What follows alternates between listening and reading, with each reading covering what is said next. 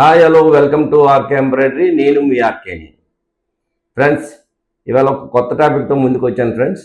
అది ఏంటి అంటే, మన భారతదేశంలో స్వేచ్ఛగా మాట్లాడుకునే హక్కు చాలామందికి ఉంది. సో ఇలా స్వేచ్ఛగా మాట్లాడుకునే మాటలు ఎలా ఉండాలంటే, ఒకరిని కించపరిచే విధంగా కానీ, ఒకరిని బాధ పెట్టే విధంగా కానీ ఉండకూడదు. సో అలా లేకుండా మీరు ఏ విధంగా మాట్లాడినా ఇబ్బంది లేదు. సో దీని గురించి ఒక టాపిక్ మీకు చెప్పాలనే ఉద్దేశంతో ఈ వీడియో చేస్తున్నాను.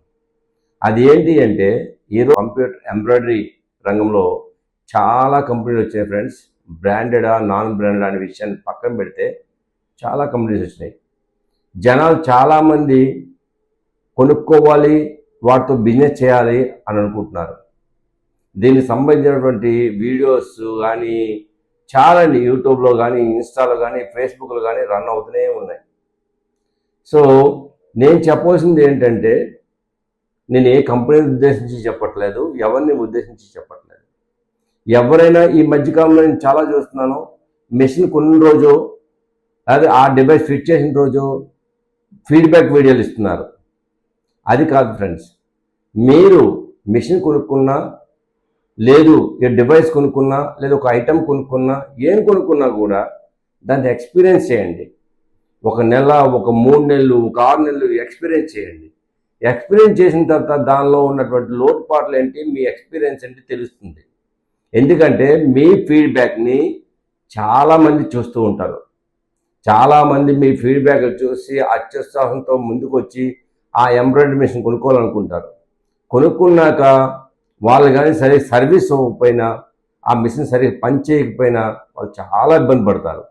మనం ఎవరికైనా చెడ్డ చేయకపోయినా, మంచి చేయకపోయినా పర్లా, చెడ్డ అయితే చేయకూడదు. సో మనం చెప్పే మాటలు ఎవరికైనా ఎలా ఉండాలంటే పర్ఫెక్ట్గా అనిపించాలి. సో ఫ్రెండ్స్, మీరు ఎప్పుడైనా ఏ మిషన్ కొనుక్కున్నా, ఏ డివైస్ కొనుక్కున్నా ఫీడ్బ్యాక్ వీడియో మాత్రం ఆ రోజే చేయకండి.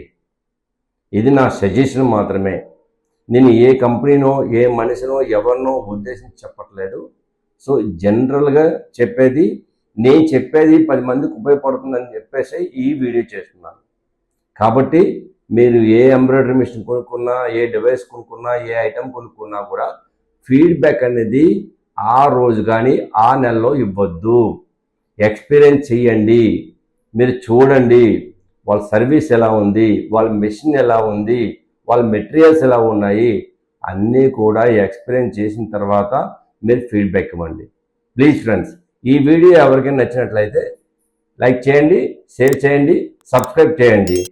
Thank you so much. నేను మీ ఆర్కేని.